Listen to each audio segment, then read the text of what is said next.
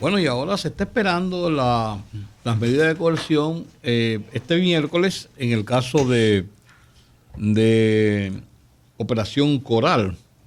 El Ministerio Público ha pedido 1 año de prisión para cada uno de los imputados y que se declare el caso complejo. Y hay que pensar que el caso es complejo si uno lee el expediente en ese nivel. Yo les comento de nuevo, leí el expediente de 195 páginas y ese es el expediente preliminar. Y lógicamente es un expediente complejo.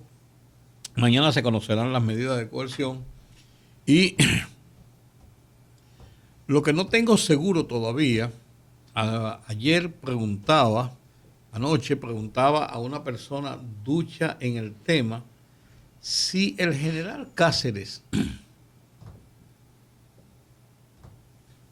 fuera enviado a prisión preventiva, va a la jurisdicción, por ejemplo, de una cárcel preventiva como Najayo a cumplir esa prisión preventiva, o va a un cuartel militar a cumplir la prisión preventiva. Debe ser un cuartel militar, por lógica, ¿no? Porque yo recuerdo que antes, cuando habían las jurisdicciones de justicia militar, se hacía esto. Yo no sé, finalmente, yo recuerdo, por ejemplo, en el caso de Pepe Goico, cuando el tema del lío de Baninter, la tarjeta, la Pepe Cari, él estuvo recluido, y el caso también de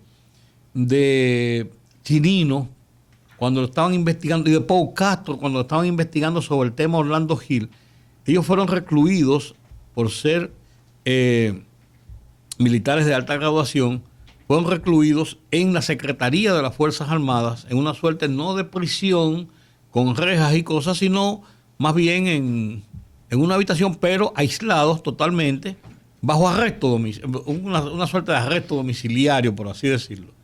No sé si eso. Anoche le pregunté a un abogado y me dijo que él entendía que era así y que iba a averiguar, y hoy no he podido contactarme con él para darles la versión. No, la lógica dice pero que debe ser porque se establecía eso principalmente, Giorgi, en algunos casos y en muchos casos, por dos razones. Una de ellas es, por ejemplo, él es un militar activo y mientras el Poder Ejecutivo no revoque su nombramiento por un decreto, que puede hacerlo cuando lo estime del lugar, aunque dice que tiene que tener un prontuario, una cosa y el Estado Mayor, el Poder Ejecutivo... me imagino que hasta tanto no se le demuestre culpabilidad. Eso es lo que te digo. Entonces, normalmente, mientras él es inocente de todo cargo, según el establecimiento constitucional, él es inocente de todo cargo hasta que se muestre su culpabilidad. Entonces, eso lo dice el artículo 69 de la Constitución de la República sobre los derechos individuales. Eso es muy claro. Pero, y el segundo caso es porque muchas veces corre peligro un agente militar, una gente que haya participado en operativos, en acciones, en estamentos de persecución al delito, como el caso de la gente que está en narcóticos, la gente de inteligencia, una serie de situaciones, llevarlo a una prisión regular puede aumentar el riesgo de su propia seguridad. Entonces, pero yo no puedo decirlo, lo que estoy diciéndole, yo hice la consulta, no he tenido la respuesta, pero eso es lo que la lógica me ha indicado en otras ocasiones, como han cambiado algunas cosas en cuanto a lo que es el estamento de la justicia militar, policial. Estoy averiguando. Les prometo que quizás antes de que terminemos ahora, averiguo, porque le acabo de poner una comunicación a otra persona, a un abogado, a otro abogado, a ver si me contesta, porque es interesante saberlo, porque este es un caso que va para largo. Este es un caso que no termina ahora. Apenas está comenzando y no termina ahora. Y según lo que yo vi en ese expediente, pareciera que puede abrirse una caja de Pandora. Bueno, mira, el Ministerio Público esta mañana en una improvisada rueda de prensa en las escalinatas del Palacio de Justicia como tú señalaste, será mañana miércoles a las 11, cuando se conocerá en audiencia el pedido de medida de coerción a los imputados fruto de la investigación. Visto y acusado como figura clave de una presunta red corrupta que amasó una fortuna por medios ilícitos en perjuicio del Estado, el mayor general Adán Cáceres Silvestre, responsable de la dirección del Cuerpo de Seguridad del expresidente Danilo Medina, ya conoce de los cargos y su gravedad penal, contenidos en el expediente presentado ayer en su contra por la Procuraduría Especializada de Persecución de la Corrupción Administrativa, PETCA. Bueno, hemos hecho contacto ahora con el doctor Zenén Cava, el amigo doctor Zenén Cava, quien es del Colegio Médico Dominicano, ¿no? Con él vamos a hablar sobre la decisión aprobada por el Consejo Nacional de la Seguridad Social de que las ARS solamente, única y exclusivamente, cubrirán una sola prueba de PCR a sus afiliados. El Colegio Médico Dominicano está en pie de lucha contra esta decisión y vamos a oír ampliada esta información, repito, con el doctor Zenén Cava. Buenas tardes, doctor. Buenas tardes, queridos amigos. Buenas tardes, Georgie, Juan, Rudy. Un verdadero honor compartir con ustedes. Ciertamente, en la otra semana, la CISALRIL, que es la Superintendencia de Riesgos Laborales, emitió una resolución que fue la 00237-21. Más bien fue el 16 de abril del 2021. Esa instancia de la Seguridad Social recomendaba a través de esa resolución la realización de una sola prueba diagnóstica de PCR. Como todos conocemos, ya en más de un año de pandemia, una sola PCR no te sirve absolutamente para nada, toda vez en el marco de una patología tan compleja que muchas veces tiene que hacerte varias. Esta resolución de la CISALRIL ha sido recurrida por el Colegio Médico Dominicano mediante un recurso que se llama jerárquico, a la luz de lo establecido en el artículo 22 de la Ley 8701 en el literal G, y otros artículos como el 47 y 54 de la Ley 107-13, que habla sobre los derechos y los deberes de las personas en sus relaciones con la administración pública. Pues bien, como se sabe, la reducción de Marra limita la prueba a una sola por año. Esto perjudica sobre todo a los sectores más vulnerables de la sociedad, no solamente los llamados subsidiados, que apenas tienen el seguro del SENASA, que le da para ir a hospitales públicos, que todos sabemos que son hospitales carenciados, sino que también afecta a los trabajadores de medianos ingresos y a los trabajadores de escasos ingresos, porque una prueba PCR cuesta más de 4,000 pesos. 4,500 pesos. 4,500 pesos. Y no solamente eso.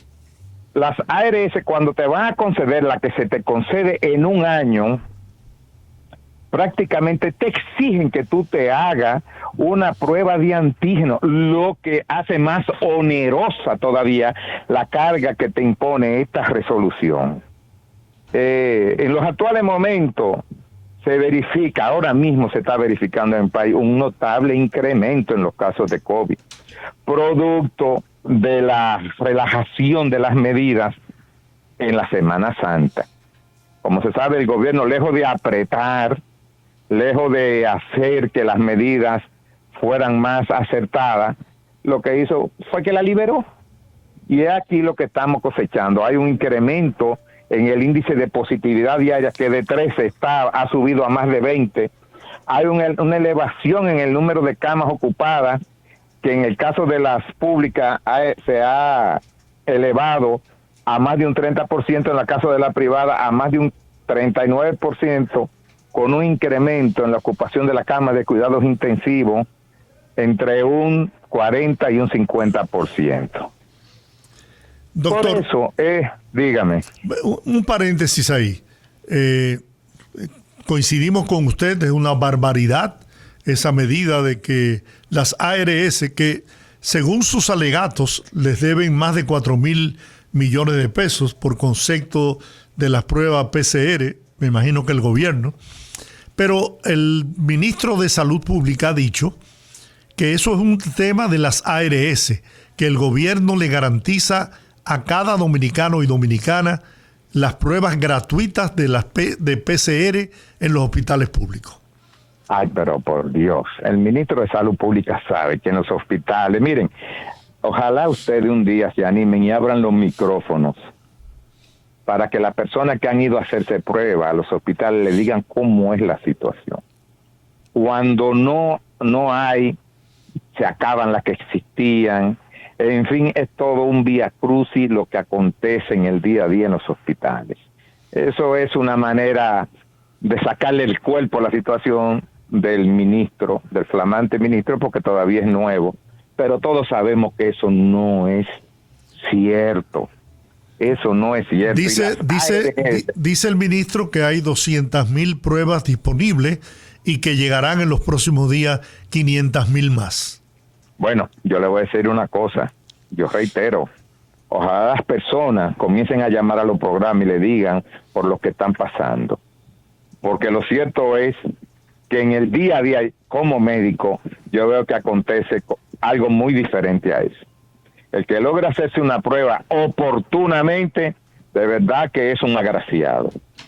Es un agraciado. Y las ARS son compañías que han resultado onerosamente beneficiada durante esta crisis, con la connivencia del gobierno que se fue y de que se han hecho de la vista gorda, porque las ARS, no dicho por mí, sino dicho por ella y por las personas que saben de esa situación, se han agenciado más de 6.232 millones de pesos en medio de esta pandemia. ¿Cuánto? Como decía, 6.232 millones de pesos.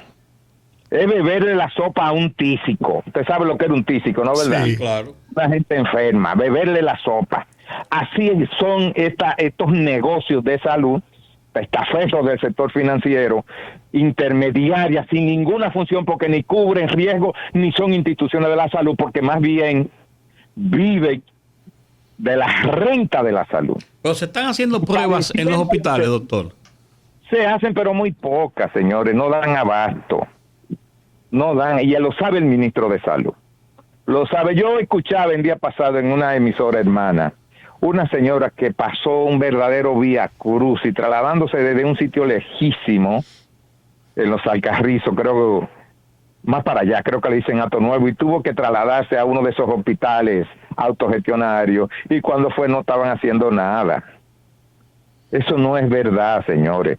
Una prueba, el gobierno no puede, eso es insostenible, quererle imponer a la población una sola prueba, además de que es ilegal. Esa resolución viola los artículos 60 y 61 de la Constitución y los artículos 3, 28, 60, 61 de la Ley 4201, la Ley General de Salud. Entonces, yo pienso que basta de esta voracidad obscena de las ARS y del gobierno que se ponga para lo que tiene que ponerse, que es atender los reclamos de esta población. No se puede estar negociando con la salud y usted en connivencia con estos negocios. Es lo que queremos decir y estamos de acuerdo con la resolución que elevó el Colegio Médico. Muy bien. Bueno, ¿y cuál es el próximo paso entonces, doctor? Bueno, nosotros vamos a seguir insistiendo. Yo pienso que las organizaciones representativas del propio pueblo tienen que comenzar a dar la cara, porque los médicos tenemos también otros problemas con las ARS y su extorsión. No le suben las tarifas desde hace más de 14 años. Nosotros hemos querido asumir esto porque tienen un código, el que no tiene ese código el que no tiene el código tampoco puede prestar servicios. No puede prestar servicio. Entonces nosotros tenemos una lucha paralela junto con esta. Lo que sucede es que dentro de la cultura del Colegio Médico Dominicano está siempre la de acompañar al pueblo en sus exigencias por una salud más digna. Pero el pueblo tiene a través de sus organizaciones también que comenzar a llamar la voz contra estos expoliadores que son las administradoras de riesgo. Muy bien. Pues muchas gracias, doctor Zenén Cava. Por permitirme este espacio. ¿Cómo no? Bueno. Bien.